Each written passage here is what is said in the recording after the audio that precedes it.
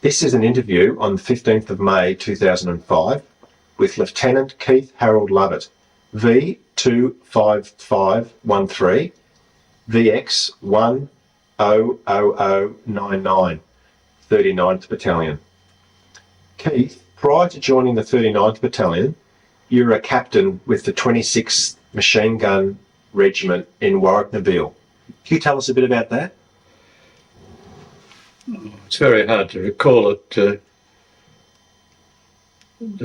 war was on, and we were keen to get some involvement in the war. We didn't know what to do, where to go. I didn't want to go to the Middle East because I felt we were not fighting a war over there. For Australia, we've got to watch our own shores. I was always a belief that, believed that the Japanese were threatening Australia. They did that for years, and I thought they would be likely to come down here, and which they got nearly down here anyhow. That was my concern for staying put in Australia, not going away overseas. And after all that, all those people overseas were brought back to Australia and set up to New Guinea. So you rose through the ranks with the 26th Machine Gun Regiment at Warwick-Nabil to the rank of captain. That's right, yeah. In the militia, yeah. And then eventually word came through that a new battalion was forming and they were looking for volunteers? Well, I had access to the headquarter company's CO, and he discussed a lot of things with me over the years, and well, over the time I was with him, and I heard about this position that was vacant for an intelligence officer, and I had quite a lot of experience in the militia with the work of an intelligence officer, with the work of an adjutant. So I talked to him about it, and he said he's okay, and I applied for the job as adjutant, and or IO if they couldn't fit me in there, and I think I started off as adjutant, and no, I didn't get the job as adjutant until they got sacked, the old chaps who were forming the battalion. That's right. I started off as an intelligence officer, and then became the adjutant. And you said you were interviewed prior to joining the 39th by possibly Colonel Conran, the commanding officer of the 39th then?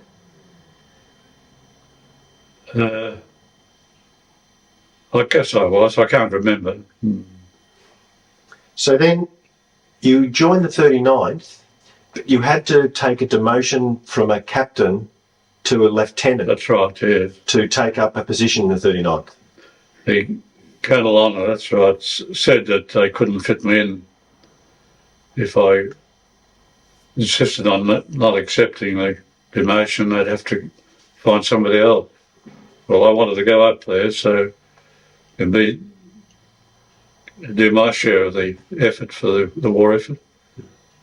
And I thought it was a good opportunity to go ahead. And if I was any good, no doubt I'd get my rank back somewhere along the way. So at that stage, Colonel Conran was commanding officer and Major Callow was the second in command. Right. Yes. And after the battalion was formed at Caulfield Racecourse, it was then moved to Darley for training. Can you remember much about Darley? Not very much. I wasn't at the first place. I joined the battalion just before they went away. They had trouble getting somebody to do the work, and that's why they're advertising in the army journals where I picked it up. Most of the officers, the senior officers and the company commanders were ex-World War I officers who later left the battalion. However, you mentioned that they had great experience, even though they were First World War veterans, and they really stood the battalion in good stead for the younger officers. Yes, well, they at least knew what an officer should be doing, it was all theory up to that stage with us. We hadn't been in action before. And well, we could visualise them as being well and truly in action when they were at the war. And they were able to help us. Prior to leaving Darley to go up to Sydney to get on the Aquitania, there was a street parade in Melbourne. Can you remember much about that? With the battalion and a lot of other troops, both militia and AIF? No, I don't. I think I might have been missing there. I didn't get into that battalion until just before they were leaving. So I wasn't involved in that. I can't remember it anyhow. So the battalion eventually left Darley and trained up to Sydney, and then joined the Aquitania. Yeah, that's right. Yeah. And there's a famous picture of yourself with a lot of the other officers on a ferry. On the ferry going across to the Aquitania. How was the feeling amongst the battalion then? We were a bit worried about what we were doing and excited about going and realising that we were going to make a contribution. And it was pretty serious then. Australia was threatened. And we thought by going up there, we might be able to keep the Japanese out. And better to fight a war up there than fight a war in Australia. So but it was quite a worrying time. We didn't know whether we were leaving our own country and our families, leaving them stranded and being somewhere else.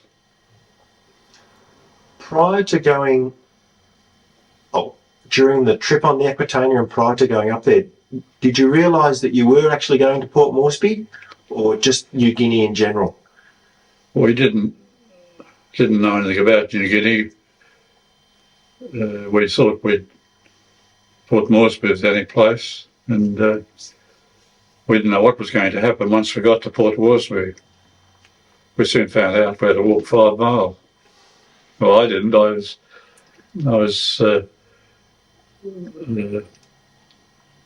acting then. I wasn't.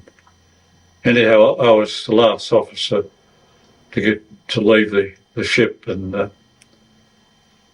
we were given a car to catch up with the troops. All the troops were marched about 5 miles to the aerodrome, the aerodrome that we guarded for a while there in New Guinea. That would be the 7 Mile drone. Yeah, that's it. I was trying to think of that. I think, according to the book, you were acting adjutant at that stage, possibly. Well, I think we had an adjutant there, but I think I did get the job in the end. I was the intelligence officer, and then they promoted me to adjutant. But that was after they cleaned out the senior officers like the CO and the adjutant and the old World War diggers, First World War diggers. And we had to take their jobs. And you had some ex-7th Division AIF officers come through at one stage too, to bolster the ranks. Some younger officers with Middle East experience? I don't remember them. So, the battalion was based at the 7 Mile drone. Right. And you were guarding the drone. You're also unloading ships and doing different various jobs while you're in Port Moresby. Well, that's right, yeah. One of the jobs you had to do was unload ships, and one of the ships you had to load was the MacDouey. And unfortunately, during 1942, the MacDouey was bombed, and you lost quite a few men on the MacDouey. 5 were killed, including Captain McLeod, Lieutenant Money, and Sergeant Stewart. Can you remember much about that time? I wasn't with them. I think, the adjutant of the battalion at that stage, and we had a lot of work to do on that one. That was giving us a start as to what we do when we go into action, because it was really an action attack by the enemy. It was quite a shock to us. And we had to travel all the way up to New Guinea to go and unload ships. But still something you have to do. So the battalion was guarding the 7 Mile drone. Was there a lot of activity on the 7 Mile as far as aircraft goes, American aircraft? Yes, quite a lot, yes. And it just started to build up over the years. And eventually we got a lot when the Japs came in. As a senior officer, do you remember much of Brigadier Porter when he was trying to organise all the troops in Port Moresby at that time? Brigadier Porter was quite instrumental in organising the troops in Port Moresby at that time. Yes. I can remember a bit about him, but we didn't have much to do with him. I couldn't help you there, I don't think. Can you remember when the bombing raids started, the Japanese bombing raids on the 7 Mile? Oh, yes, we got quite a few of those. We had some pretty big holes dug around the place where we jumped into, and waited until the raids were over, or the strafing was going. We'd dig them a bit deeper every time. The first time we didn't think they were deep enough. So we got our protection that way. Because there's no fear of an enemy attack. So we got out of the way and fired a few shots at any aircraft that came a bit low. And a good introduction to us for what was going to follow later on. There were lots of bombing raids at that time, including some strafing runs by Japanese Zeros. Do you remember some of those? Yeah, they were pretty sharp, those things. Yeah. We got ourselves down those holes when they were about strafing all over the place. And they'd spot the what do we call them, the holes anyhow, from the air. Then they try and machine gun through those areas as well. But we were able to protect ourselves pretty well. They didn't do many casualties as a result of what they did. How was the morale of the battalion at that stage? Was it still good? Well, we're still wondering, what war was all about, and we're getting a start there, I know, but we knew that eventually we, as an infantry battalion, well, we're a machine gun regiment for a start, but as an infantry battalion, we'd have to go into action as infantry. There wouldn't have been that much jungle training taking place at the 7 Mile. You would have just been there, just guarding. No, it's quite a clear area. There's no jungle there. No, we didn't get any experience that way. It wasn't until we really got into the mountains that we found out what it was like. We always seemed to have a lot of protection in the jungle because they couldn't see us. Well, we couldn't see them either. Do you remember much about, there was an incident where the 75th Kitty Hawk Squadron arrived? Yeah, we shot a few of them down, yeah. Because there was no warning of them coming? No, that was that was unfair to us because we did our job. But it was bad because overall, because we caused a bit of damage there. Even just using their rifles and shooting up at them.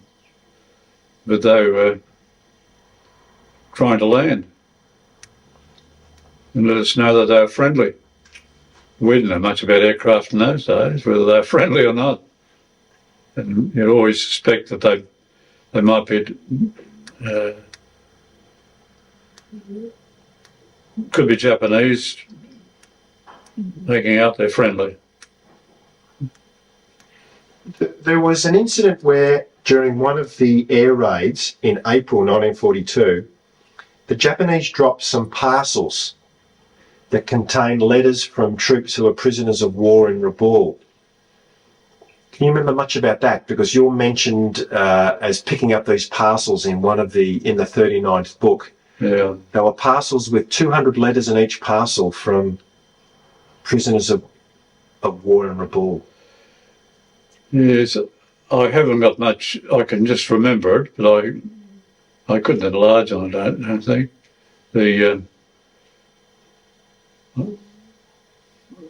we wondered what we had to do with them and battle about that for a while.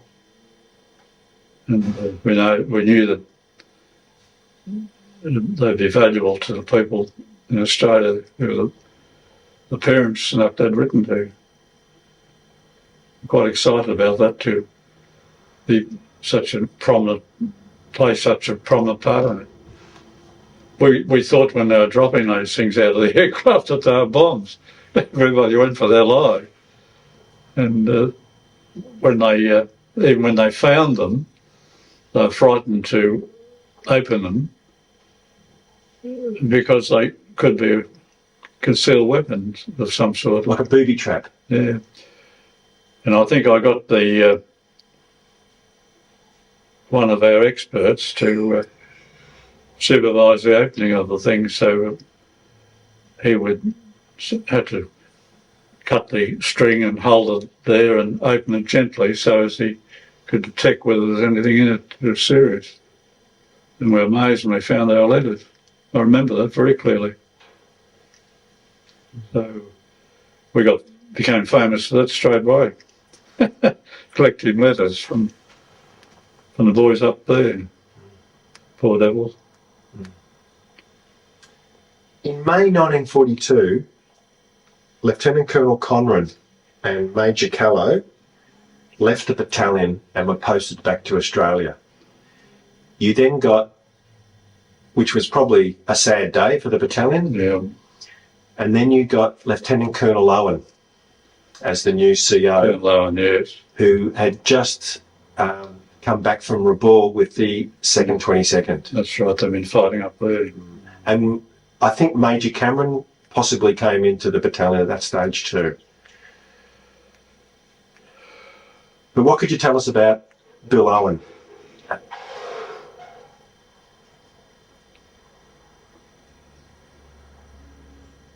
Oh, well, I can't remember very much about him.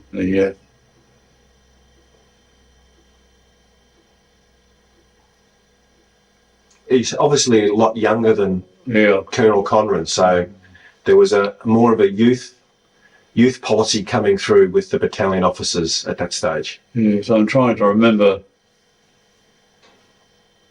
What can you have got any reference there to who was our CO when we went up to Kokoda? Yeah, that was Bill Owen. Well, right. Now I'm with you. Yeah, he was only with us a very short time, and we went up there. He didn't give much chance to know the officers and the men. Yes, we helped him quite a lot, I know now, and he wasn't with us very long anyhow, was he? No, he wasn't. Keith, in June 1942, word was given that the Japanese had possibly landed on the north coast, and someone had to get up and reinforce Kokoda or make sure Kokoda wasn't taken.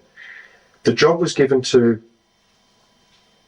Sam Templeton, Captain Sam Templeton and B Company, to move from Port Moresby up to Kokoda. Can you remember much about Sam Templeton? Yes, I can still remember him. Yeah, what a nice chap. He was a former World War digger, I think, wasn't he? World War One, yes. Yeah, World War One digger. And he was younger of that vintage or age group. What was the feeling once B Company left to walk up the track? Yeah. Obviously, you knew then you were heading into action. How did you feel? Well, we would probably were excited. We weren't frightened or anything like that. We were just wondering what the future held for us. And we knew that we were up in New Guinea to do what we could to save Australia. And we just went along and did our job as best we could. you flew originally with D Company up to Kokoda after B Company had left. You flew up to Kokoda, but you couldn't land. Is that right? That's right. Yes, I felt the CO had gone across the Kokoda Track, and we had one company over there. Which is B Company, yes. Yeah. And I thought I should be with the CO, so we were reinforcing that Kokoda area because the Japs had landed. We were reinforcing it by air, using air transport, and so I went along and told them I was going with them. There was a company. We took I think a platoon, about 30 people went in each plane load, and I went with them. And we got to Kokoda, and for some reason or other, our troops down below starting putting up barriers. They got a message through to say the Japanese are about and they might land. So they stopped us from landing, which where the civil aviation crowd flying us around, they were quite happy to go back quickly. They turned around and went back, and we couldn't land. We were going to go up. We had a platoon of 39th Battalion blokes with us in aircraft, and I went up myself with them, and we were going to join up with the groups, the forward troops. We had a battalion, we had a company forward, and would have helped them quite a lot. But I couldn't get out and they couldn't get out, so we went back and they had to get back to Port Moresby and just walk across, which was quite a nice journey of seven days. So what did you think about the walk? I bet you wished you would have been able to land the plane. Well, we always did. We realised afterwards, though, that we were not been able to do much good for them over there. And we stayed with the group, and we built ourselves up a bit of exercise and physical effort. The physical effort of walking across Kokoda Trail was probably put us in good condition. It's a pretty tough walk, Keith. Yes, well, I think, young people, and any young person in a situation like that would never go out of their way to do more than they have to do when you're training, and we were forced to do a lot by walking across, and we stayed fit all the time. When you finally arrived at Kokoda, did you arrive in Kokoda itself? In the aircraft? No, when you walked across? No, we got stopped at Ishirava, or a bit further down towards Kokoda. Deniki, maybe? Yeah, Deniki was as far as we got. By the time we got there, this was a whole battalion. By the time we got there, the forward troop, we had one company, had been driven right back to that area, and they were trying to defend the Japanese, so just in stages, they were walking and getting backwards. Bill Owen would have been killed by then. Pardon? Bill Owen would have been killed by then in the original Kokoda battles by the time you got there. I think he was. I can't actually measure it where he fell into the... we got a new CO, that's right. Yeah. So Major Cameron had taken over temporary command. Yeah. Now, at Ishirava, Colonel Ralph Honour arrived. Right. Can you remember? Yeah, very much so. He was a tremendous man. He was... he came to us with a very fine record from the Middle East, and he straight away attracted the attention of our troops and lifted them quite a lot. They felt confident that he's going to do a pretty good job there. You were adjutant by that stage? or acting adjutant at that stage? I was acting adjutant. Finlay was the adjutant, but they'd sent him back, and the CO was sent back. Colonel Owen. Yeah. Colonel Conran, yeah. Conran, yeah. So you spent a lot of time with Ralph Honour. Yes. And I was his advisor, really, because he came straight from the Middle East up there, and I've been with his troops for a long while then. So, according to one of the books, you took him round to each company area and met the company commanders, and they were Captain Symington in A Company, Lieutenant Bevan French in B Company, Captain Jacob in C Company, Captain Bitstrup in D, and Captain Merritt in E Company. So did you take him round to each of the areas? I introduced him to all the company commanders, because I couldn't line them up and say, this is our CO, because we're in action when he arrived. And he instilled new confidence in the battalion at that stage? Yes, everybody was very pleased with him. And they felt more confident than they had before. And I think it turned out to be correct. We have been regarded as being a top grade battalion, whereas we were a militia battalion, and not much regard for militia battalions in those days. You had to go to the Middle East and fight in the Middle East before you were a soldier. And they didn't realise that we're fighting to defend our country, whereas they weren't defending our country over there. And we're being threatened by the Japs, and they could have landed on Australia, and those silly devils are over in the Middle East. Not much good to us, or to the people of Australia. Ishirawara was quite a fierce battle. Oh, yes. We were able to build a very strong defensive position at Ishirawara. It had we were on the rise, and any time they tried to shift us, they had to come up towards us uphill. And it wasn't a thick jungle and thick growth around us. We didn't give them much protection that way. They didn't have much protection that way. But our blokes were tremendous the way they just had from their positions that they were in, they were able to just stay there and stop them. Another less trained person might have got out of their trenches and came back.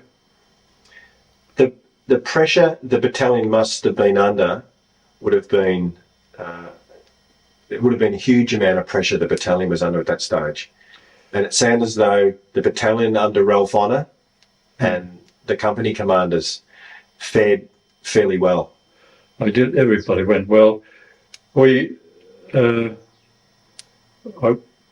Just ask that question again. With the pressure from the Japanese attack at Ishirawara, there was a huge amount of pressure on the 39th Battalion, but they performed extremely well. Well, that was the first time most of them had been in action, and it was a testing point for them. And for the IOF chaps that were there, including the officers, they were amazed at how strong their men were. And they were frightened that our blokes would just crash and pull out. But they put on a very good performance, and they were very strong. And from then on, the AOF officers we had with us had nothing for regard for them, good regard for them. That must have been good for you to see the ranks of the battalion come through. Yes. Well, I was sort of there, being part of them, wondering what was going to happen to them, and doing all I could to be strong in the difficult situations. And it gave me a lot of strength too, and helped me along. Because the majority of the other ranks would have been extremely young, still in their they were teens, early 20s. Yeah. And hadn't had an experience at all. And they just sort of had their first experience with in the open with warfare. At Ishirava, the thrust of the Japanese became so strong that it was going to overwhelm the 39th Battalion. Yeah, At a critical time, the 2nd 14th arrived. that's right. Can you remember that? Yes, very strongly. We weren't given any information that they were coming, and all of a sudden we saw these troops full of equipment arrive, and we found out it was a battalion taking over from us. We thought we'd have to pull out of there, but we knew we had a good spot, and it'd be terrible if we had to, because it got the Japanese. We get Japanese so far up to Kokoda Track before they could stop them, which is what happened in the end. But we had more troops then. I wasn't there at that stage when it pulled out. But the 2nd 14th and 39th fought side by side at that stage, Yes. with the 2nd 14th taking a fair brunt of the attack, the main attack at Ishirava. Yes. Well, they came in and our CO was in charge, and he allotted them at positions around the perimeter we had. And they thought that they were the greatest for a while. And when they went shoulder to shoulder with our blokes, they were amazed. Yeah. Because they were obviously, most of them back from the Middle East. Yes, I don't know whether they all had a service, but they came, the battalion came from the Middle East back, they were sent back to Australia, and they felt as though they were superior to us because we were the militia battalions, and they found out afterwards it was a chicken play what they were doing in the Middle East different to what we were getting in, or they were getting in New Guinea. So the Battle of Ishirava raged with both battalions in the forefront. That's right. And then eventually both battalions fell back along the track, Yeah. back towards Minari and that area, and until they were reinforced. Now, wait on. We pulled out at Ishirava, and they were left there. From memory, they were left there at Ishirava. And did you then return? Did some of the battalion return to help them? I can't remember that. I think I probably could have. Yeah. I think Ralph Honour actually said that some of the battalion, a lot of the battalion went back and actually reinforced the 2nd 14th. That's right. You see, we were taking, the 2nd 14th Battalion took over from us, yeah. Yeah, she got contested a bit. I know we were glad to get out of it. And we thought that they looked so fresh, our troops, they looked so fresh, and so many of them, and they were leaving us, that they do a good job, because we were there so virtually fighting on our own for quite a while and being quite successful in holding them up anyhow. The 39th troops at that stage, at the end, must have been totally exhausted. Yeah. You know, they still had the same clothes they were wearing for weeks. Yes. They hadn't had proper meals. No. Not a lot of sleep, and they were just tired, weren't they? Well, you didn't wash your shirts and that sort of thing, and clothes.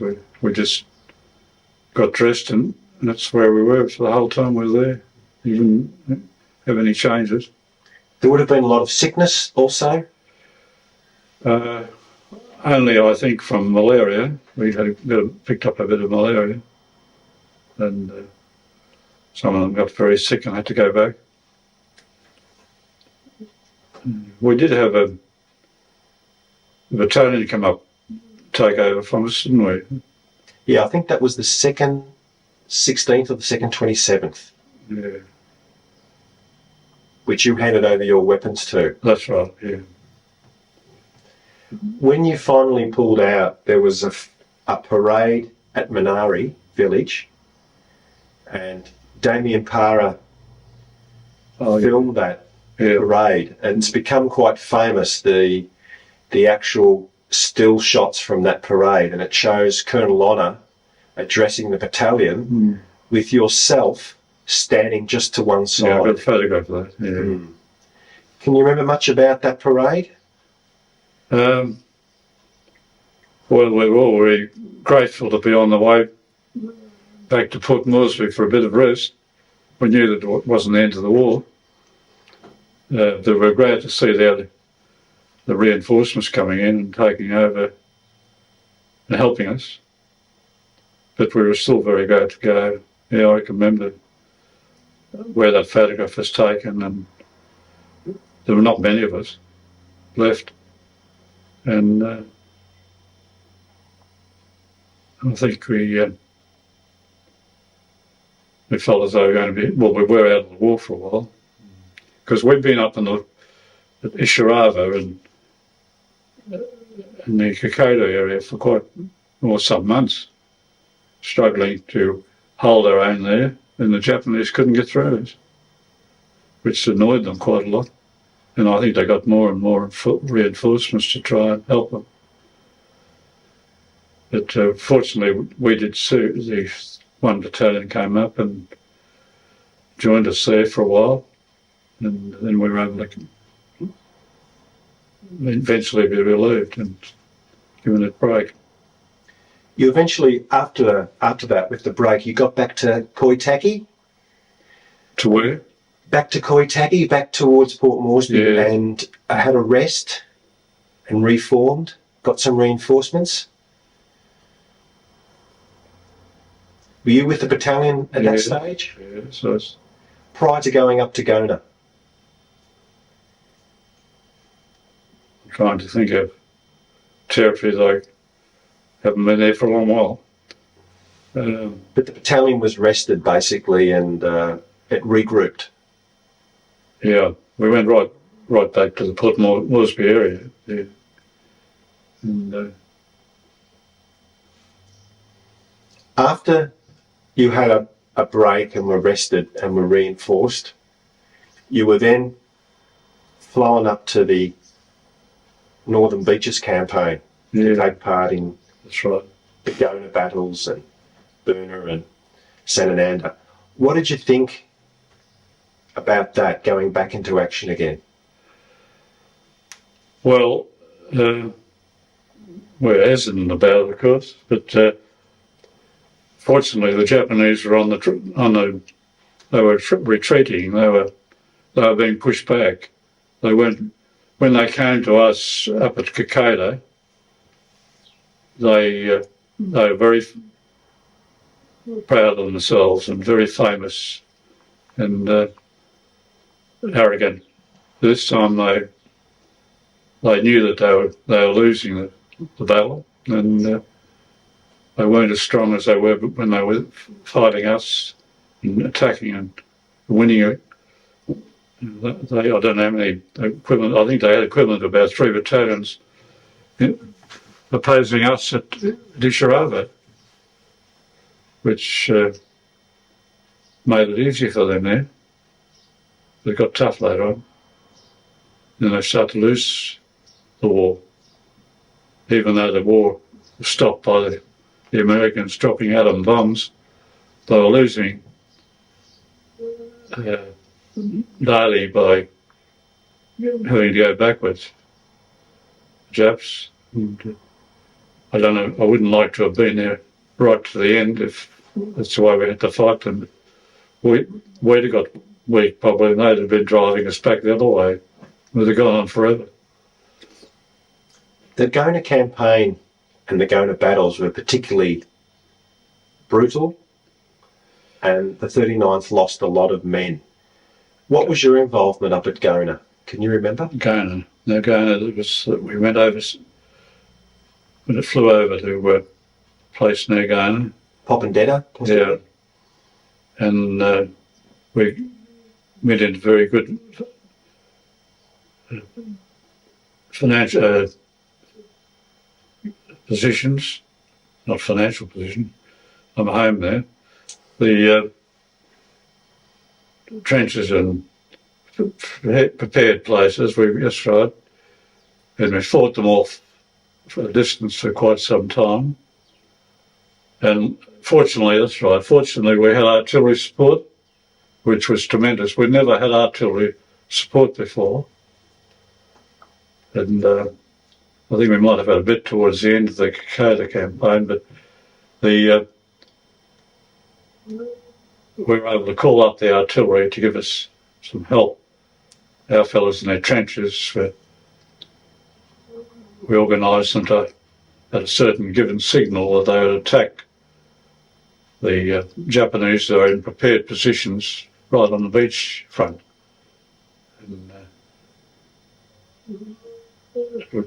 by having the artillery barrage and that chaps ready, it made our job much easier. I remember that. The Japanese were well prepared and dug in. Yeah. They were going to stay there forever, I think, but we were able to. The way we tossed them. Our CO was a very good. Colonel Ralph Honour was a tremendous man. He came from the Middle East. He had his experience over there and this type of warfare, not the earlier stuff of the jungle, but we were down on the beach then. And he organised it so that the artillery would finish at a certain predetermined time, and all watches were checked. And they were to rise, our troops were to rise from their trenches, opposing the Japanese, at a certain time to the second, and all go together. And we went in, and by the time we got into the areas that were held by the Japs, they were still recovering from the artillery barrage, and our men were able to clean them up very quickly. It was a good movement. As battalion adjutant at that stage, you would have been with Colonel Ralph Honour a lot and seen his decision making. With him all the time. Yeah. He would have been also concerned at that stage with the great loss of life, even at Gona. That's why he planned so carefully that we'd have our loss of life chances were dropped considerably. We wouldn't be. Well, he would never. He told me afterwards we'd never arrange a frontal attack and just sacrifice men. He didn't want to sacrifice men, otherwise he wouldn't have a battalion. And he made sure that we would have very few casualties in that regard. He sounds a great tactician and a great man and a great leader. Well, he'd had a lot of experience in this type of warfare, not in the jungle. This was out on the beachfront, and he didn't know anything about jungle warfare until he came looking at it and being with us. He was in the Middle East where it was all open country. But he was a good soldier. After the Gona battles finished, it must have been a complete shambles, the whole area. Total devastation. Oh, our blokes just walked straight through and destroyed everything and chased the Japanese. Those escaped. A few of them got away. They got picked up later on. Poor devils. Some of the battalion then went on to fight up at Sanananda and Huggins Roadblock. Yes, we went up there. They were only minor battles. We didn't have much opposition up there at all. Were you involved in those? Yeah. You went up with the troops? Yeah, I went up with the CO went up. Everywhere the CO went, I went. I was his support really. And he took it over with me before we did any special jobs. He had a lot of experience from the Middle East, but not from the type of country we're in up there. You must have been also involved in conferences between the brigade staff, Brigadier Porter, Yes. Brigadier Potts, do you Yes. remember? Yes, I knew them from their work with us quite well. Did you know Potts? Yes. What sort of little bloke? Yeah. what sort of man was he? Well, we had our regards for them. We didn't. They'd had a lot of experience in the Middle East, so you can't say they weren't doing any fighting, but they did their job for a start. And when they were up there as a brigadier or a captain or a colonel, they kept a fair bit away from the activity. You can't afford to have your top municipal officers losing their lives and having to get another one. After that campaign at Sanananda, the battalion then went back to Port Moresby and then back to Australia. Sanananda, yes. We went back to Port Moresby. Then I think we went we had a place on the Queensland. We stopped. That was our place from then on. Wandekla? Yeah, that area. And then I think they said, we'll give you leave, and we went home from there. Herberton, I think was near Wandekla. The battalion was then, there was word come through, the battalion was to be disbanded. What did you think about that? That's when we were joined up with the second battalion. Yeah. Prior to that, We thought we were going to get reinforced, but they couldn't reinforce both our battalion and the second battalion. So the second battalion had also been up in New Guinea fighting, so they thought they knew all about the whole show, but they put up with us for a while. Then no one worried about us, we were just another man. But prior to going to the second, when the battalion was in the process of being disbanded, the 39th, did Ralph Honour say anything to you about that? He would have been disappointed? He was very disappointed because it was understood when we were sent back to the Atherton tablelands after the campaign up there that we'd be reinforced and we'd go back again. And he'd be still our CO. But they grabbed him and put him in other areas, top positions. He wasn't very happy. And I wasn't happy either. You weren't very happy either, Keith, were you? Oh, well, the second battalion, generally, officers and men disregarded or thought our fellows were just, what they call us, forgotten anyhow. But we were militia and they were AF. They'd been to the Middle East, they were the greatest. Chocos, did you get the Choco label? Yeah. And you went into the second as a captain or lieutenant? I think you were a captain by then in the 39th, at the end. At the 39th Battalion, I was the second, Shire Secretary, not the Shire Secretary. Adjutant. Adjutant. And you became a company commander with the second. That's right, yeah. Yeah, they took a long while to sort it all out, and they were annoyed that I hadn't been to the Middle East, and they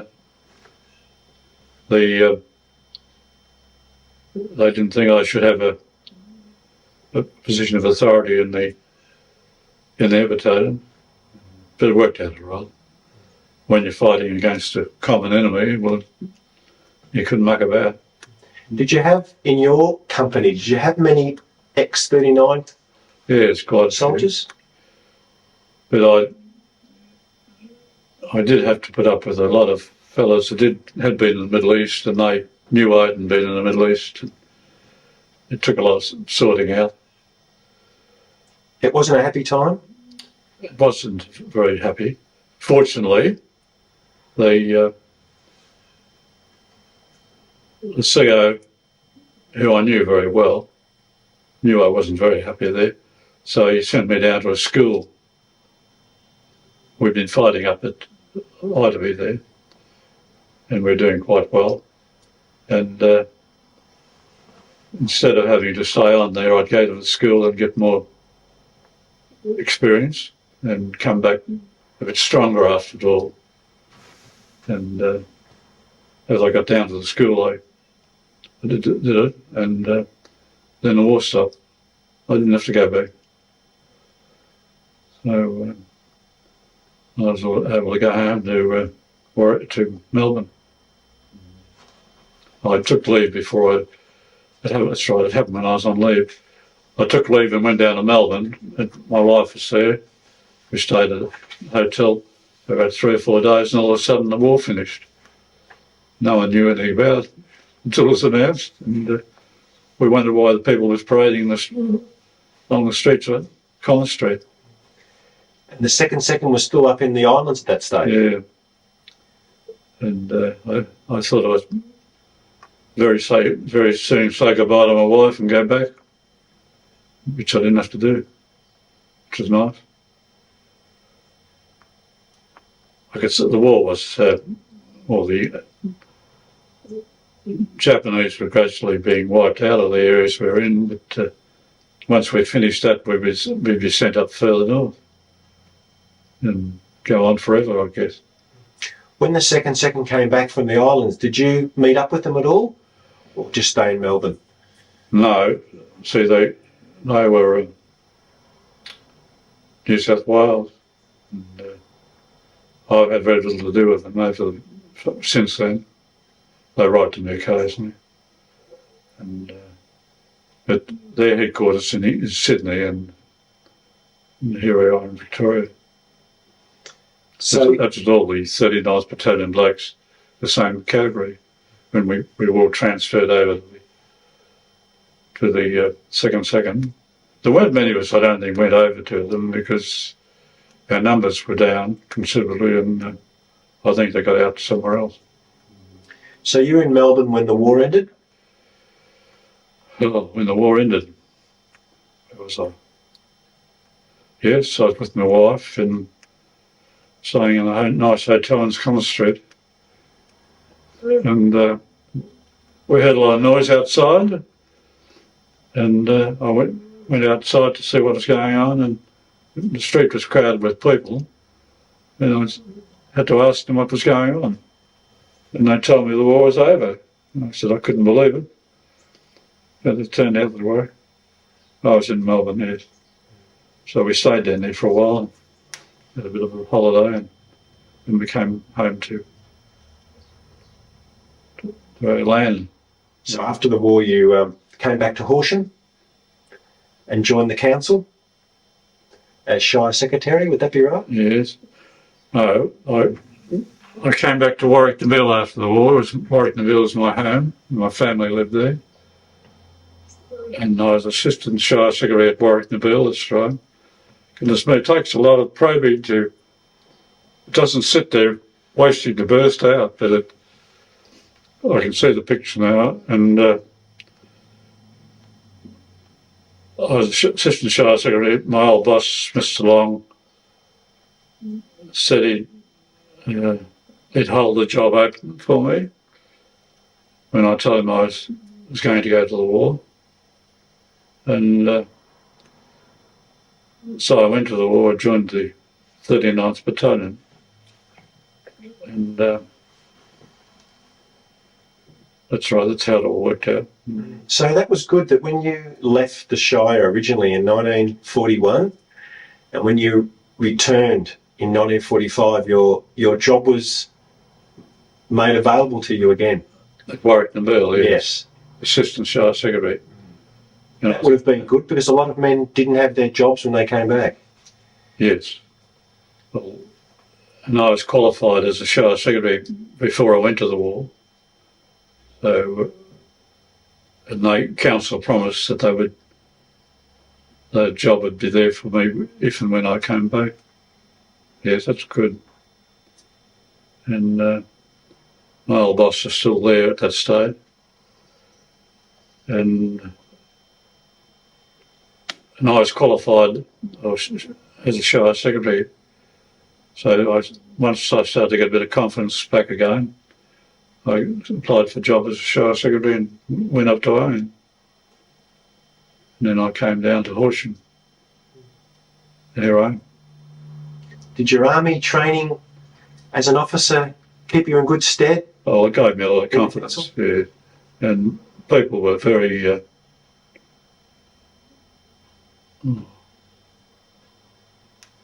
they regarded me as perhaps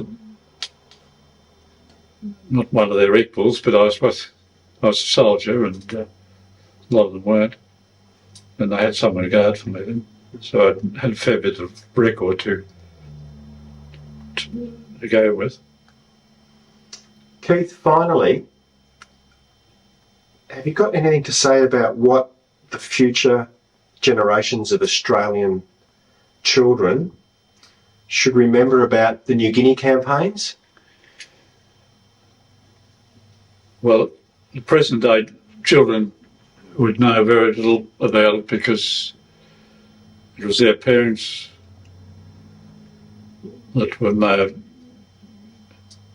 gone to the war. But people you see walking around the street wouldn't know anything about a war. And there are very few servicemen left now. So when I'm nearly 90 myself.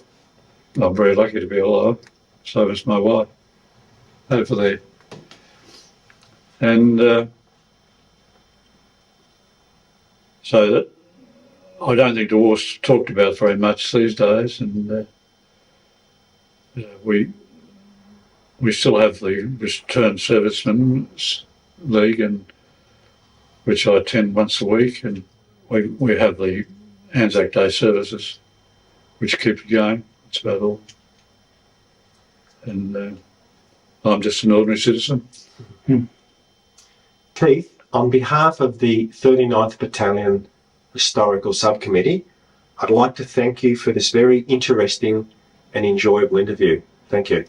Oh, that's very kind of you.